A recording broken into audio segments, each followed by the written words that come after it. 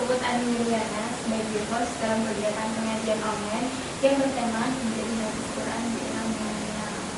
Nah, bagi kalian kemarin yang udah ikut Q&A, nanti pertanyaan kalian bakal dijawab sama narasumber kita kali ini. Menurut menjawab, ada baiknya kalau kita kenalan dulu sama narasumber kita. Nah, narasumber kita kali ini adalah sosok anak muda yang lahir di Jepara tanggal 9 Januari 21 tahun yang lalu.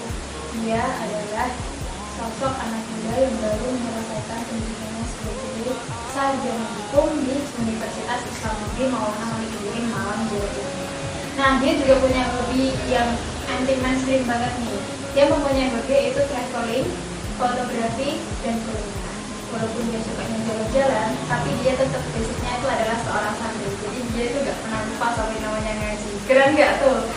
Pasti pada penasaran kan? Langsung saja, ini dia Wilda Wafa. Halo, Assalamualaikum. Apa kabar Wilda? Alhamdulillah baik. Sekarang lagi sibuk apa nih? Bukan sih paling bantu-bantu SMA, SMP, SMA. Terus sebelumnya aku mau cari kita semua dia udah mau jadi narasumber kita kali ini. sama-sama. Terima kasih sudah dipercayai menjadi narasumber. Sama-sama. Nah, gimana nih Mbak Wijo? Udah siap belum untuk jawab pertanyaan-pertanyaan yang kemarin udah pelajaran? Insya Allah siap, tapi mohon maaf kalau nanti jawabannya tidak sesuai ekspektasi para penanya. Bapak kita akan sharing ya sama-sama belajar aja. Gimana belajar? Langsung aja ya kita ke pertanyaan pertama. Nih, dari Indah Nur Safira asal membuat pertanyaannya, jika niat kita menghafal Al-Quran adalah untuk bisa masuk ke PTN yang dua khusus, misalnya kalau kita masuk langsung kita mau daftar terus langsung masuk gara-gara kita itu masuk itu menurut Wilda itu gimana? Baik, terima kasih. Ini ya, sebelum menghafal Al-Quran, kita itu alangkah lebih baiknya kalau mengetahui etika-etika yang akan dipegang atau etika yang akan dilakukan oleh seseorang yang menyandang hafidz Quran. Salah satu etika yang paling penting banget, paling penting yang harus dilakukan adalah ia harus menetapkan hati, niatnya, pikirannya menghafal Al-Quran itu hanya karena Allah. Kalau kita niat menghafal Al-Quran sendiri karena Allah, kita juga akan mendapatkan syafaat Al-Quran itu sendiri. Kalau kita salah meniatkan, misalnya kita niat menghafal Al-Quran itu mau mencari jodoh yang hafidz Quran juga, mau untuk meyakinkan calon mertua, oh aku ini hafidz Quran, bisa dibanggakan. Nah itu kan salah. Kalau kita niatnya menghafal Al-Quran sendiri itu salah, justru Al-Quran itu tidak dapat memberikan syafaatnya. Seperti yang kita ketahui, menghafal Al-Quran itu balasannya sangat banyak. Salah satunya itu, seseorang yang menghafal Al-Quran, dia bisa menyeret anggota keluarganya untuk masuk surga.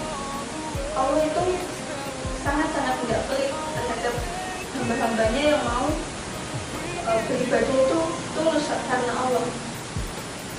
Kalau kita niat menghafal Al-Quran kok kita mengharap hadiah atau kekuasaan atau harta, khususnya dari beasiswa, itu sepertinya kok kurang baik, tapi ya tidak sampai ke jalur sebuah keharaman. Kalau kata wilayahnya sendiri, beliau pernah berkata, kalau kita menghafal Al-Quran ingin mendapatkan hadiah, kok ya rendah banget niat kita gitu. Masa Al-Quran ditukar sama materi? Gitu ya. Ya. Tapi kalau zaman sekarang kan banyak tuh ya PTN-PTN yang malah ada itu kayak mengadakan jalur khusus gitu. Itu menurut Wilda sendiri ya? Ya memang sebagian banyak universitas atau perguruan tinggi di Indonesia, khususnya yang universitas Islam itu biasanya memang memberikan jaminan beasiswa untuk para penghafal Al-Quran. Menurut saya itu sebuah bonus yang didapatkan oleh orang yang menghafal Al-Quran, karena orang yang menghafal Al-Quran itu keistimewaannya banyak. Jadi kalau seseorang itu kok yang mendapatkan beasiswa dari perguruan tinggi, menurut saya itu sebuah bonus. Tapi kalau diniatkan agar mendapatkan beasiswa tersebut, itu yang sepertinya kurang baik. Begitu ya teman-teman. Jadi itu dibeli kalau menghafal Al-Quran lillahi ta'ala aja. Nanti insya Allah kalau kita turun nanti juga keberkahannya akan balik ke kita lagi. Gitu kan? Langsung kita lanjut ke pertanyaan yang kedua. Pertanyaan kedua ini dari Muhammad Ibnu Athaillah. Pertanyaannya, bagaimana nih hukumnya membaca Al-Quran dalam keadaan haid dengan istilah zikir dalam menjaga hafalan Al-Quran? Pertanyaan yang bagus ini, pertanyaan yang sering ditanyakan para sering ditanyakan, gimana sih hukumnya? Kalau sebelum terjun ke intinya, kita tuh harus tahu bedanya antara menyentuh sama membaca, bedanya junub sama haid. Kalau tadi yang ditanyakan adalah haid, gimana hukumnya membaca. Jadi gini, di kalangan para ulama, wanita yang haid boleh atau enggak membaca Al-Quran dengan tujuan murojaah. Ada perbedaan pendapat dari ulama. Yang pertama, menurut ulama Syafi'i sendiri atau mazhab Syafi'iyah, wanita yang haid boleh membaca Al-Quran, tetapi dengan syarat berniat untuk zikir atau murojaah. Tapi murojaah sendiri itu ada syarat-syaratnya. Yang pertama, wanita yang haid boleh membaca Al-Quran, tapi tidak boleh mengeluarkan suara atau sekedar bisa-bisa atau sekedar bayang-bayang itu bukan. Yang kedua,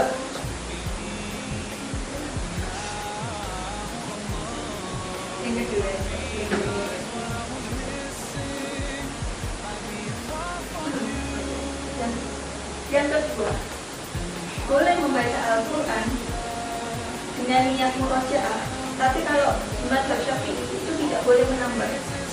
Jadi kita hanya boleh murojaah, mengulang-ulang hafalan untuk menguatkan hafalan, dengan tadi syarat tidak boleh mengeluarkan suara dan juga tidak boleh menambah hafalan. Terus lagi di mazhab Syafi'iyah itu boleh membaca Al-Quran, tapi tidak dengan memegang Al-Quran, menyentuh Al-Quran. Tidak boleh memegang, tidak boleh. Jadi kalau di mazhab Syafi'iyah itu tadi seperti itu, boleh membaca Al-Quran dengan niat zikir atau dengan niat murojaah, tapi dengan syarat tidak boleh mengeluarkan suara, tidak boleh memegang, tidak boleh menambah hafalan. Kalau kita niat seperti contohnya sebelum tidur, kita kan biasanya membaca ayat kursi tambah Al-Ikhlas, itu diniatkan zikir, itu boleh. Kalau di mazhab Syafi'iyah, berbeda lagi di mazhab Malikiyah. Kalau membaca Al-Quran itu boleh mengeluarkan suara. Jadi bedanya Syafi'iyah sama Malikiyah. Kalau Syafi'iyah tidak boleh mengeluarkan suara dan tidak boleh menambah hafalan. Kalau di Maliki boleh mengeluarkan suara dan juga boleh menambah hafalan, tapi dengan sama-sama niat untuk zikir atau membaca. Kurang